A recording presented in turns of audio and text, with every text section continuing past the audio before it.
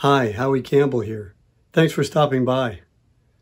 This is part of a series of videos of phone conversations I had with the people involved in the making of my album, Northern Roots, Southern Soul. I hope you like it. Today we'll be talking with Mr. Geri O'Neil, not only the bass player on the album, but the engineer as well. Geri O'Neil, good talking with you tonight.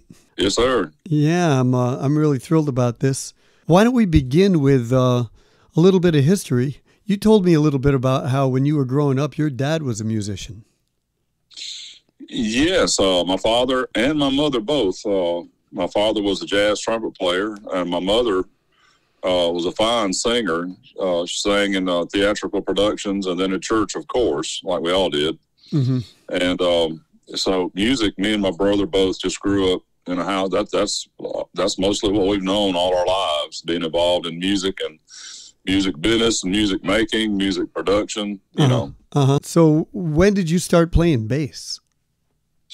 I had started on playing trumpet probably when I know I'm getting around to the bass, I'm sorry. That's all right. But I started trumpet when I was in the third grade, about 8 years old. And it seemed like 4 or 5 years later, I just developed the ear.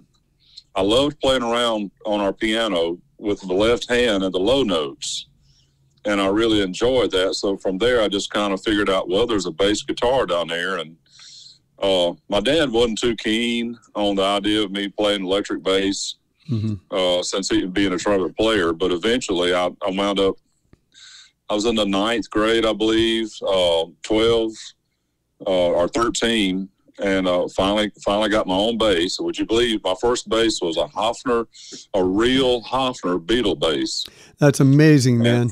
But it wasn't very cool for my little 13-year-old know-it-all self, and I traded it. I did get a Fender Precision right after that. Worked at a music store when I was 14, and actually bought it and paid for it myself. Wow, nice, man. When you could buy a brand new one for $250. Right. I actually had an opportunity to play a Hofner bass on a friend of mine's record up in New York City. He was a real big Beatles fan, you know? Yeah. Yeah. Oh, how I wish I was just one of those, you know, like a mini Moog. Why did I ever get rid of that? You know? Yeah, it was a cool sound. That hollow kind of, just a really different sound. So, but you play a Mike Lull bass today, and I had never heard of one until you played it. These are Mike Lull. Oh, basses. Sorry, Mike Lull. Yeah. You remember me speaking of Hannibal, the girl I played with a few years ago. Mm-hmm. We were opening a show for Jared Neiman, and I'd seen the name, and his bass player had one. I said, can I plunk on that for a second? He handed it to me. He said, I'm going to catering. Just place it in the case when you get through. And I messed with that thing for an hour, and it just fit so well. I mean, the way it felt in my hands, the way it played, I just felt like it just really connected with me better than any bass I think I had picked up. And from there, I sought out the basses and had a couple come and go until I found the two that I really, really liked, which wound up on your record. Mm-hmm. And I had a good, I guess, online conversation and relationship with Mike Lull himself. But unfortunately, we lost him a couple of years ago, and his son's taken over. And now, through talking with his son and getting to know him pretty well, I've become an endorsing artist for Mike Lull guitars and basses. Nice, man. Nice. Yeah, just a real fine set of instruments, real fine company. Mm-hmm. Just really proud to be associated with them. Has a great sound, especially through that REDDI preamp you use. That's an incredible tool right there. That's one of those things I never leave home without it. Do you have a backup?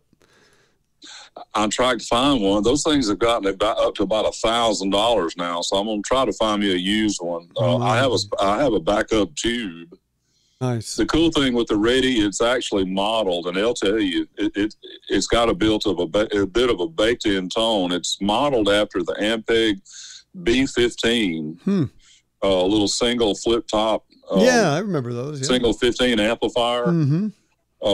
They tell it's modeled after that. Very warm, very full.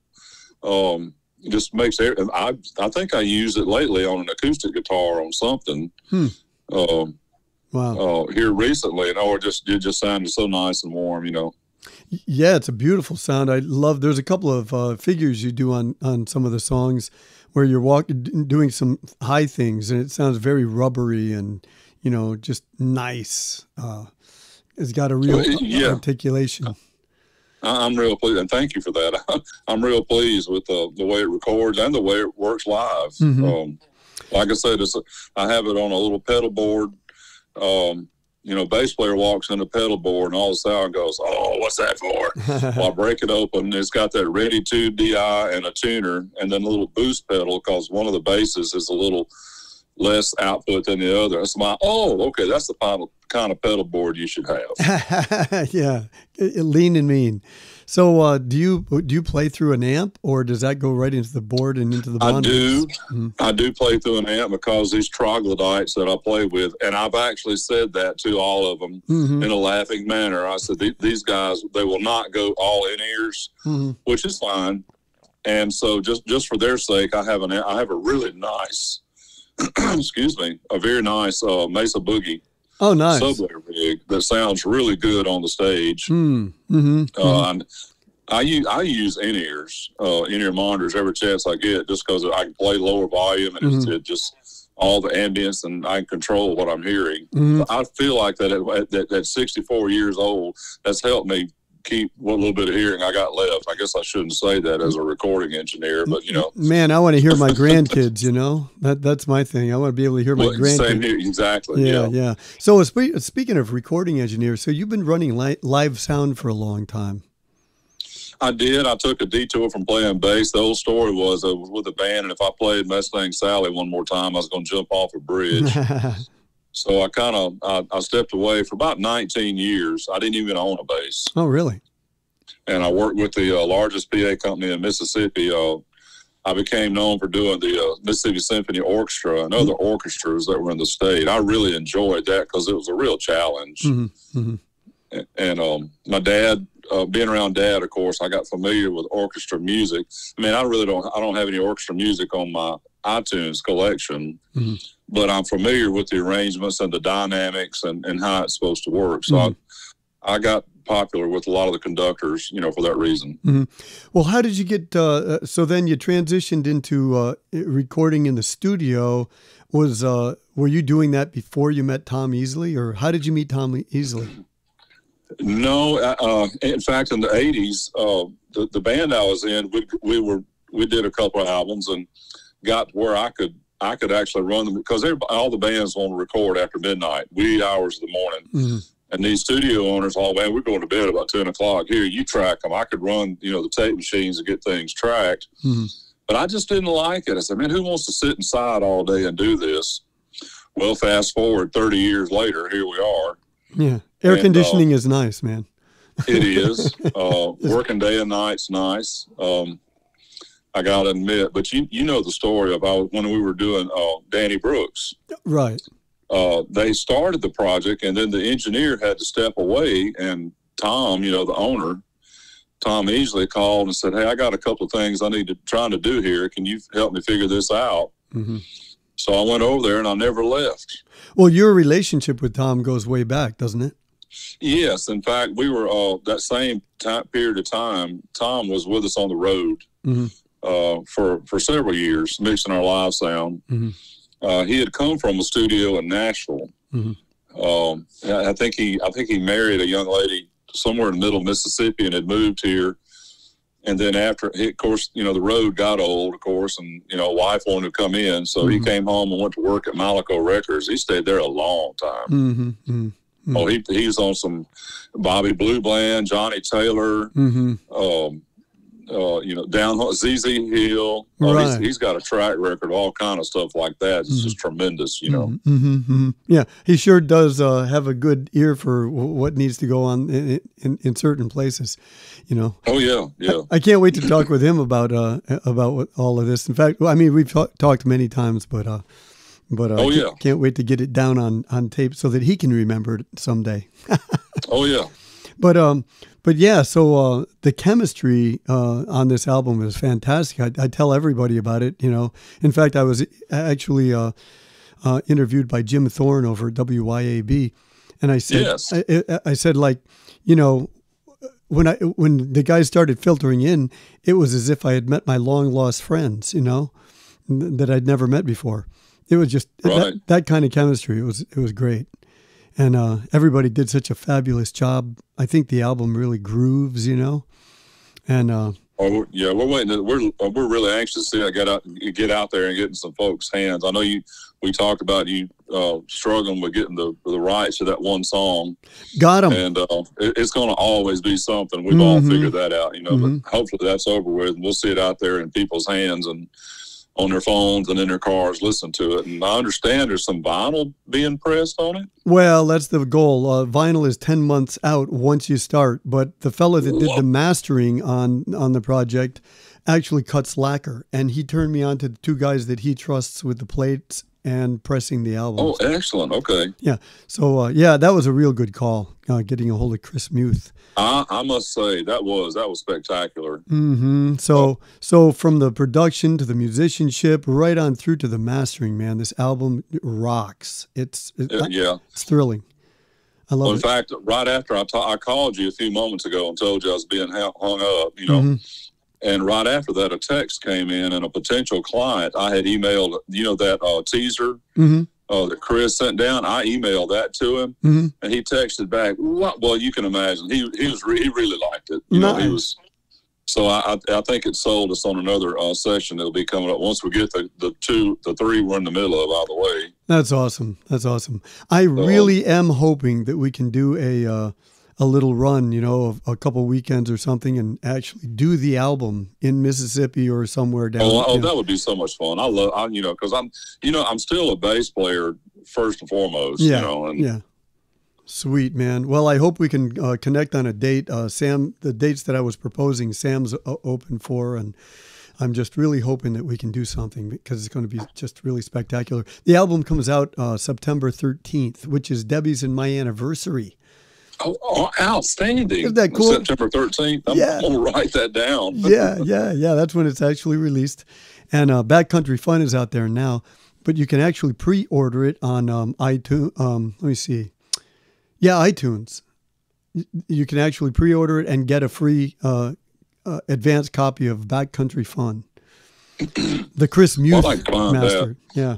I have, and I hope this is okay, but just for select friends in my church circle, that's why I wanted to do this tonight, because tomorrow we have, we're playing, Sam's got a session all afternoon. I'm playing and engineering, I think. And then from there, I go straight to a church rehearsal. I've let three guys here all right, slow down, Geri. I've let the guys here Poor Wayfaring Stranger. I had to remember it's got a new name. And because of the spiritual take that it has, and the faith base, especially there toward the end. And they're just bowled over with it, you know. That was to hear. Really, really like it. Really, really hits home. That's great to hear, man. That is the one that Claude Hill commented on first. He says, he really liked the take on it. In fact, I'm ashamed to say we had recorded it and we're in the middle of mixing it. And one day I was running through something in the mix, and wow, check the lyrics out for this thing, because I'm a music kind of guy. I could live with all instrumentals just fine, but I'm glad I don't. You know? Right. And the lyrics just, it's kind of like the Lord took me by the shoulder and just shook me, said, "Son, you know what this is singing, don't you?" Yeah, that's awesome. You finally getting it, you know. And so I really appreciated that. And Rex Baker, our buddy, mentioned that, you know, the B3 man. Yes, sure did. Yeah. So you played it for him? He liked it? Yes. Awesome. I did. Awesome. We were playing together 2 or 3 months ago, and it was the first. It wasn't even this final master we have. I just said, "Hey, Rex, check this out. This is something from Howie," you know. And he really enjoyed hearing it. What do you think about the Native American flute aspects on the album? Well, I think it lends itself to the. What am I trying to say? I'm not exactly a wordsmith. The air of spirituality, would that be a way to put it? It's definitely a spiritual instrument, Native American, the native flute and drum, you know? Yeah, and in some of my live production travels, every year we would do the Mississippi Band of Choctaw Indians fair. Nice. And of course, there's tribal dancing throughout the day, and then as part of the opening ceremony before the big nice group comes on, and so lots of good flute playing and native flute instrument playing and the drumming, the big drum, they sit around the circle and play and sing. The council drum. Exposed to a lot of that. Oh, that's good stuff. That's good stuff. Well, I fell in love with it because we go out to the Rosebud Reservation every year. Usually. And so when I started taking the Native American flute in, it just opened up a whole other world for me. Being able to connect. Oh, absolutely. Yeah. So what would be your favorite track on the album that you enjoyed playing bass on? Oh goodness. I'd have to pick, probably 3 or 4. For one, Poor Wayfaring Stranger. Why can't I get that out in one try? Poor Wayfaring Stranger. Everybody say it together. No. I don't usually put the G on it, but I did for this album for some reason. I don't know why. Okay. Well, Poors, it was, for a long time, it was just Wayfaring Stranger, and so I'm still getting my head around that. But that would definitely be one. Do What's Right, of course. Yeah, that's a fun song. Backcountry Fun, of course. Nice. And my goodness, Never Let It Fade Away. I like the lyric content and where that goes and where it takes it, That was a fun one. Yeah. Yeah, and see, I enjoy playing songs, not necessarily because of their bass part, because of, what the lyrics are saying or just something about it comes together, Well, so yeah, the whole thing was really well done. I thought you and Vince worked well together, and man, Vince is just a gem, man. GEM, not JIM, but really gem of a drummer and a human being. Oh, course, absolutely, yeah, sweet guy. But man, his articulation on the hi-hat and the cymbal. Oh yes, yeah, he's different than most drummers, and to be honest with you, he's different than what I expected, I actually had a different thing in mind. I was thinking of a meat and potatoes fat-back drummer, but he is definitely more articulate, He does some crazy stuff. I was listening to his drum track alone on one of the songs, and I was thinking, how does this fit in the song? And then when you brought up the rest of the tracks, it was like, it's amazing that drum part he came up with actually fits in this song. And it's good. I enjoy the way he hears that and what he plays. Yeah. In the church music, and there's nothing about church music that I don't like, but those drummers and that style uses a whole lot more toms than I'm used to hearing. Right. And especially in parts like verses and choruses and special bills, just toms everywhere, and that's a stylistic thing. Of course, it's great. I'm not going to say anything bad about, say, Chris Tomlin's drummer, or something like that. It's a wonderful talent, wonderful songs, and that's just part of the style of that. But to hear someone do the cymbal work and hi-hat work is refreshing. He's more like a Dave Weckl, I think, Oh, absolutely, totally. Yeah. Which him and Dave are big friends, from what I understand. Is that right? Oh, yeah, they've met, and Vinnie Colaiuta is another one. Vinnie Colaiuta, yeah, Jeff Beck. Vinnie Colaiuta. Steve Smith. Yeah. Oh, don't get me started. I'm a drummer fan. Actually, all players. I can sit here and name off all these keyboard players that, Sam Brady, of course, being one of them. Yeah.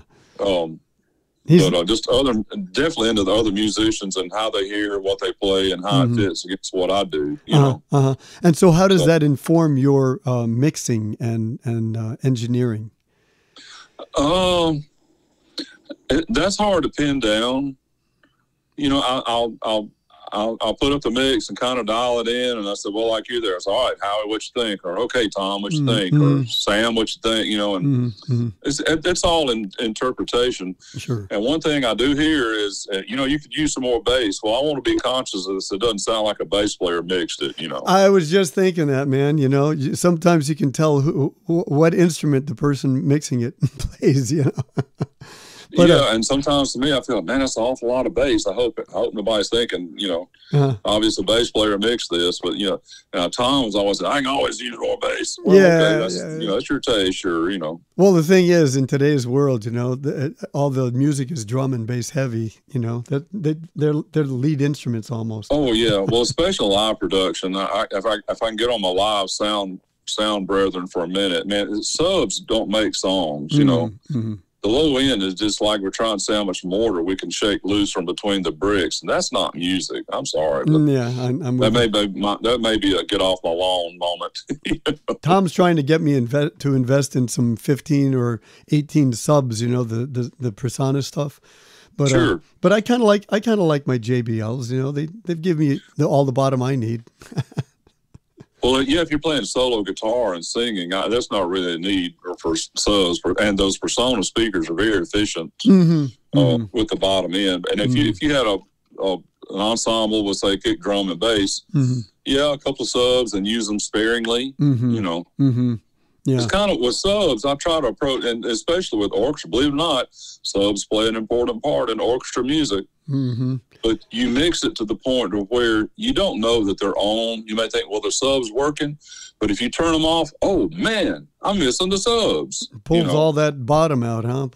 Yes, and that's kind of, even in the studio, Tom sometimes wants to know if, we need to hear a little more subs. Well, one, you'd mix less bass if we heard more subs. But in that control room, I want it to feel like if you don't know they're there until you turn them off. That's a good point. That's, So, but now that the current thinking, today's thinking is, let's just rattle the rivets loose, with the low end. Yeah, you can tell that when some young kid comes rolling down the highway in his car, and his back windows are see the windows breathing, for crying out loud.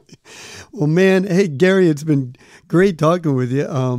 Thank you for having me for the interview. Thank you for having me play and engineer the record and be a part of it. It's just one of those things I'm gonna hang on my wall and be proud of as long as I remember. You've been a great blessing to me, brother, and thank you. I'm glad that's nice to hear. Yeah, so please send me some pictures and everything. So okay. So Geri O'Neil, thank you so much for joining me on this little YouTube escapade. It was my pleasure and an honor, Howie. Okay. I look forward to hooking up and playing some music together again sometime. I can't wait, Geri. Well, hey, you have a great night, brother, and we'll same here. Good night. Catch up with you soon. Bye.